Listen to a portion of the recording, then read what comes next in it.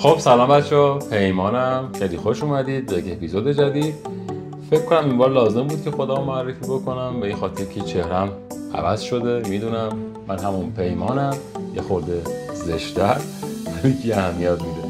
میخوام یه اپیزود جدید اضافه بکنم به پلیلیست یادگیری ماشینمون.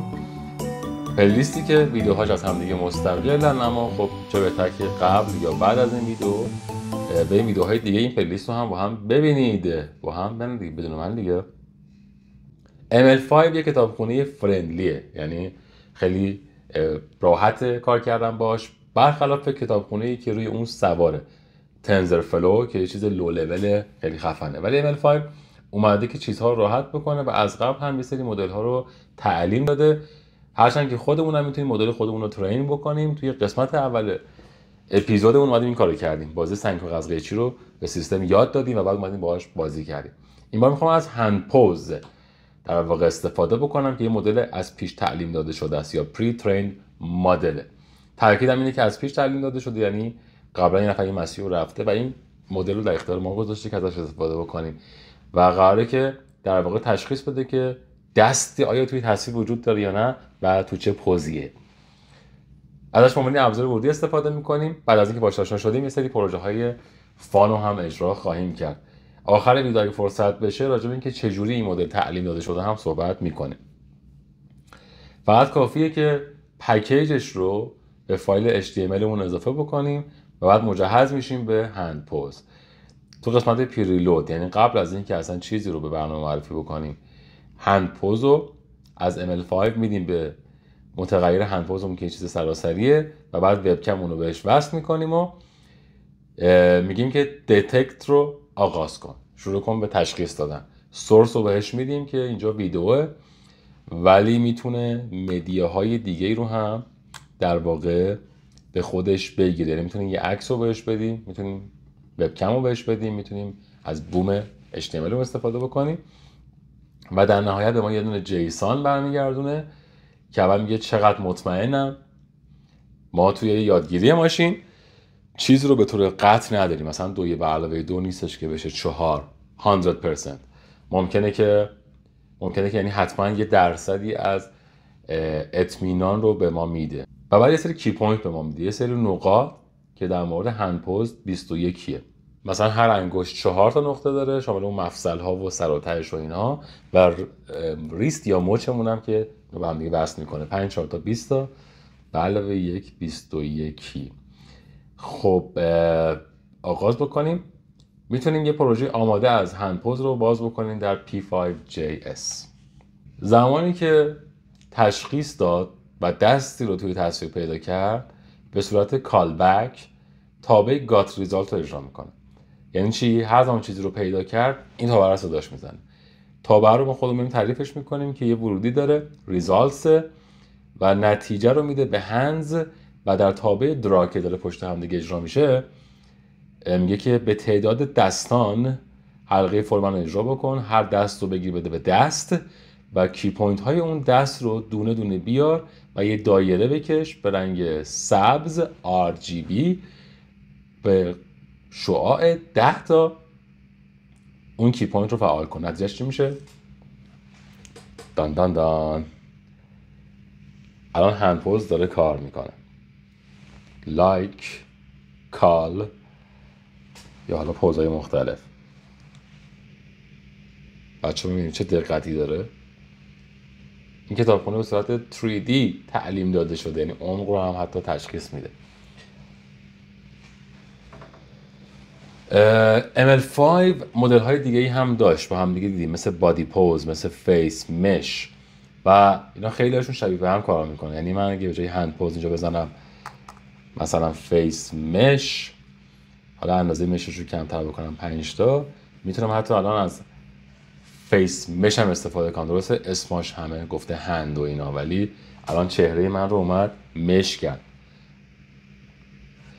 بیا این تصویر زیرش رو خاموش بکنیم که هیجان انگیز باشه. میگم با بک‌گراند بلک پرش بکن. یو هو ها ها ها. من حتی دستم رو جلوی صورتم میارم، میگم بچه‌ها یه مقدار ممکنه به هم بریزه ولی درست کار میکنه. دقیقاً من میتونم تصویر خودم یه زومی اعمال بکنم، هر جا که چهره بود تصویر رو حرکت بدم و چهره رو توی مرکز نگه دارم. مثلا تصور کنید تو نرم افزار گوگل میت یا زوم 5 نفر با هم ویدیو کنفرانس رفتن، خب معمولا یه نفر داره حرف میزنه و صدای محیط بقیه همیشه رو اعصابه. ازشون میخوای که خب آقا شما صدای محیط رو میوت کنید. ولی وقتی که یکی از اونها شروع میکنه به حرف زدن و واو دهنش باز میشه، شما میتونید صدا رو موقتا از میوت در بیارید و اینها به همین راحتی با این کتابخونه ها قابل انجامه. اگر مثلا این نقاط از هم فاصله بگیرن، واو، میتونیم در واقع این تکنیک رو پیاده بکنیم. من دو تا آندو میزنم که برگردیم به هند پوز. یه ذره اینو ترتمیزترش بکنیم. من این کامنت بالا رو ازش میگیرم. میخوام تصویر خودم آینه‌ای بکنم. اینجا میتونم آپشن های خودم رو ارسال بکنم بهش. میگم که فلیپد ترو تصویر وبکم خودم هم با همین آپشن تغییر میدم که تصویر آینه‌ای بشه. اومده اینجا یه حلقه فور گذاشته به تعداد دستایی که پیدا کرده و بعد گفته که با اندیس آی این دست رو بده به این. خب این روش دیگه قدیمی شده دیگه، منو حذفش میکنم. میگم که به راحتی فور let hand of hands، دست و دستان پیدا کن دیگه. من کاری هم دیگه با این کی پوینت ها ندارم، بیاین اصلا اینم سادهش بکنم. خب بچه‌ها بیاین ببینیم که توی هند چی هست. من پرینت میکنم هند رو در قدم اول. فعلا چیزی پرینت نمیشه چون دستی توی تصویر وجود نداره. هند پوز. من دستم اونجا نگه میدارم، برنامه رو استاپ میکنم. خب بچه‌ها ببینید گفته که من 21 دونه کی پوینت دارم، هر کدومم شامل x و y و الان اینجا راجع به مچ داره صحبت میکنه. نقطه‌ای که رو مچه، نقطه‌ای که رو شست منه، حالا MCP رو نمیدونم یعنی چی، CMC احتمالاً به معنی مفصل‌های مثلا پایین و بالاش باشه. حتی من اینجا میتونم بگم مثلا ایندکس فینگر تیپ x و y کدومه، نوک انگشت اشاره من، حتی تو فضای سه‌بعدی میتونم اینو پیداش بکنم. بچه من باحاله، میگه هنددنسش، دست بودنش دست سمت راسته و من 99 خورده درصد مطمئنم که این اتفاق افتاده. بهتر بود که رو هر نقطه یه دونه کانفیدنس به من بده، بگه مثلا اینقدر مطمئنم که این مچه، ولی خب اومده به طور کلی به اون دسته این امتیاز رو داده. این چه کاری بکنه؟ باز هم تو نرم افزار زوم به مثلا طرف یه سوال میپرسه آیا حضار موافقن یا نه، حالا همه میوت کردن دیگه، میخوایم مثلا با لایک و دیسلایک جواب بدیم که با این قضیه موافق بودین یا نه. چه تشخیص بدیم طرف لایک کرده و اون لایک رو بفرستیم حباب بزنه اونجا، یا که بچه‌ها مثلا نقطه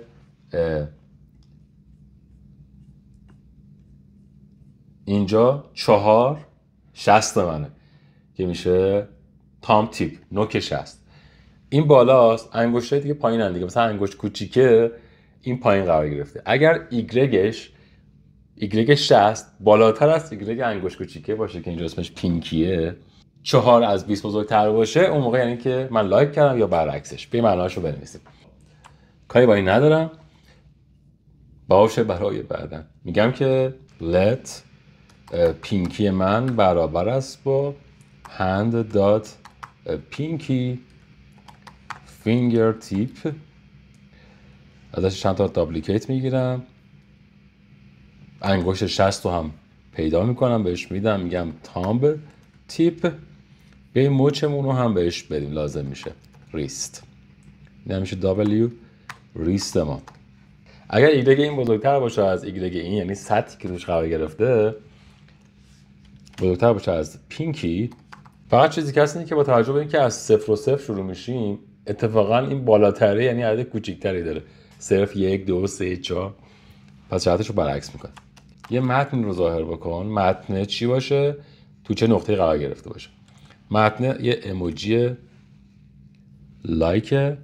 پس از چه ایکس استفاده بکنیم؟ بهترین ایکس به نظرم برای ریستمونه که عقب‌تره، میگم ریست دات ایکس.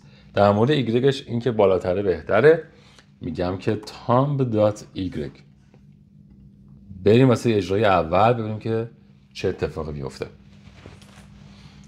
آیا میتونه ایموجی رو تشخیص بده یا خیر؟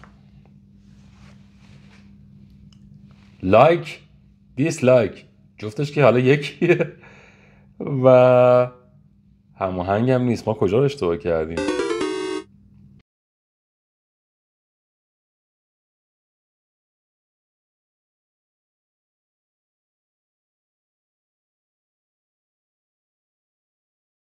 خب بچه ها بیاین از ریست وای استفاده بکنیم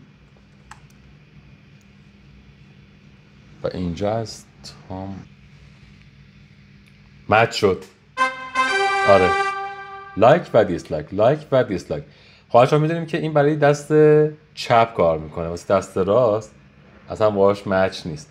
حالا میتونیم پشتش بذاریم که حتما چک کنه که این هنددنسش برای دست چپ باشه. ولی تونستیم در واقع برنامه تشخیص ایموجی رو با هند پوز پیاده سازی بکنیم. خب بریم بچه‌ها از دستون به عنوان ابزار ورودی استفاده بکنیم. اگه خود دست وارد بشه خب این یه ذره عجیبه. میخوام وقتی دست رو روی پوز خاصی قرار دادم، مثلا وقتی انگشت اشاره رو گرفتم یا وقتی انگشتام به هم دیگه چسبوندم، مثلا بتونم رو صفحه چیزی رو بکشم. این دو تا وقتی که به هم دیگه میچسبن.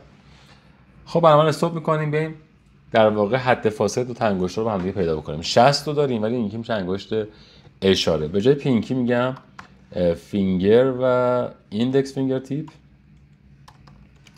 دیگه با 60 کاری ندارم. بریم ببینیم که اینا فاصله‌شون از هم دیگه چقدره. یه تابعی هست به اسم دیست که میتونه به من اینو بده. فاصله‌اش هست thumb.x و thumb.y تو فضای دو بعدی چقدره. یه دایره بکشیم اونجا، یه نقطه کجا بکشیم دایرمونو. میخوام دایرمونو بذارم مرکز بین این دوتا. یه x درست میکنم، میگم برابر است با بین این دوتا میشه تقسیم بر 2. معدلش رو میگیرم و مورد این که همین کار رو میکنم روی x و y به اندازه شعاع d. دایره همون رنگی باشه، قرمز باشه. برنامه اجرا کنیم. میخوام وقتی که انگشتام به هم دیگه چسبوندم یه اتفاقی اینجا بیفته. ووپ ووپ. اگه به هم بچسبن دیستشون خیلی کوچولو میشه دیگه.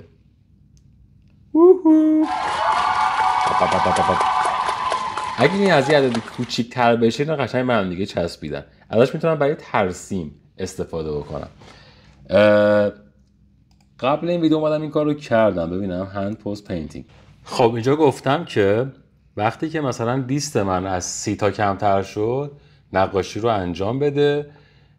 این 30 هم با پرینت کردن بهش رسیدم دیگه، یعنی چاپ کردم گفتم ببینم آیا کدومش بهتره. اگه دستام به هم بچسبه میتونم ترسیم انجام بدم. نگاه کنید.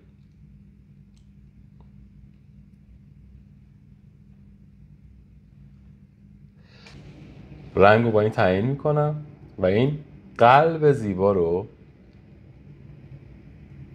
به شما عزیزان تقدیم میکنم. پس این شد در واقع یه ابزار ورودی. باحال نبود؟ سورس اینا براتون میذارم.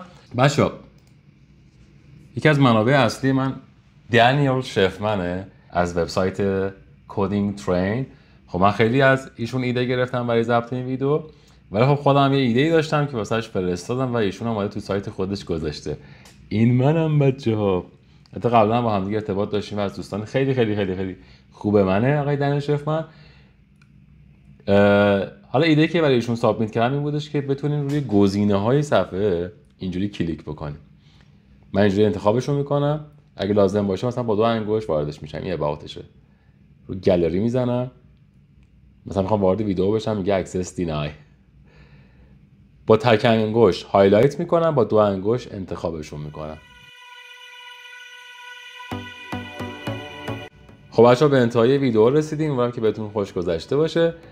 از اونجا که من ویدیوها رو داخل لینکدین هم آپلود میکنم و اونجا فقط 15 دقیقه فرصت دارم، میخوام اینجا یه اکسان بذارم. ولی توی قسمت بعدی که الان بلافاصله میخوام ثبتش بکنم راجع به این صحبت میکنم که این چه جوری تعلیم داده شده، یعنی چه سورسایی پشتش بوده. حتی راجع به یه دونه مدل دیگه صحبت میکنم به اسم هاگرید میتونم سرچ بکنم هاگرید هند پوز اگزامپل دانلود که اونجا ما میتونیم در واقع جسچر هایی که با دستمون هست رو تشخیص بدیم. پس ویدیوی بعدی رو از دست ندید. پیمان بودم، یه خورده زشته.